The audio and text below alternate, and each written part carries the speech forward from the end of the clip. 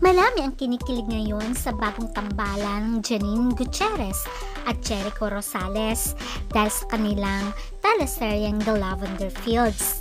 Kaya lang marami ang kinikilig lalo dahil nililigawan talaga ni Jericho si Janine Gutierrez. At alam nyo ba na parang boto ang pamilya ni Janine kay Jericho at parang winelcome na rin nila ang binata. Alamin kung bakit.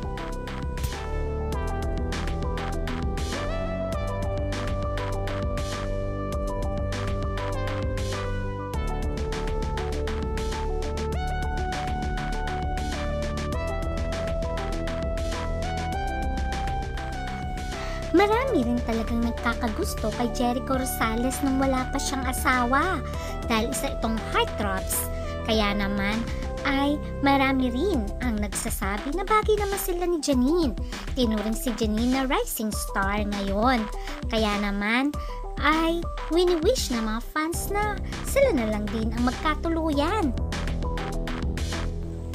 Since mutual naman ang desisyon ni Jericho at ang dating asawang si Kim Jones na maghiwalay na at hinihintay na lang nila ang kanilang annulment kung saan ay mapapawalang bisa na ang kanilang kasal.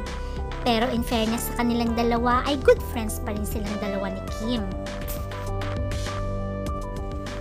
Ngayon ay napapabalitang ang kanyang nililigawan ay walang iba kundi si Janine Gutierrez na anak ni Lotot de Leon at Ramon Christopher Gutierrez. At sinasabi nilang mahilig talaga sa mistisa si Jericho. Remember, naging girlfriend niya si Christine Hermosa at naging asawa si Kim Jones na parehong mistisa. Samantalang si Janine ay naging ex-boyfriend niya ay walang iba kundi si Paolo Avellino. Kaya naman ay sinasabi nilang baka meant to be ay walang iba kundi si Jericho at si Janine Gutierrez. At mukhang nagkakagustuhan ng dalawa dahil recently lamang sa birthday ng grandmother ni Janine Gutierrez, walang iba kundi si Pilita Corrales, ay spotted si Jericho na umattend sa birthday party ng grandma ni Janine. Kinantahan pa nga ni Jericho ang OPM legend na si Miss Pilita Corrales. Kaya naman masayang nakangiti si Janine. Marami ding bisita sa birthday party ni Pilita Corrales. Kaya sinasabi ng mga fans at netizens na mukhang welcome na si Jericho sa pamilya Gutierrez. Kaya sinasabi ng mga fans na mukhang meron ng unawaan si Jericho at Janine.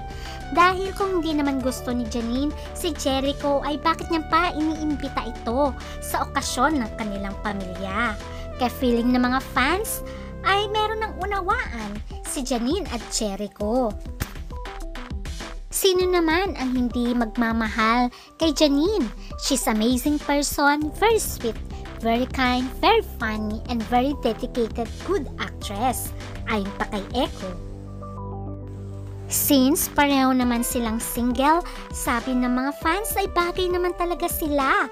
At wish din nila na mahanap na rin ni Jericho ang talagang babaeng mamahalin niya habang buhay.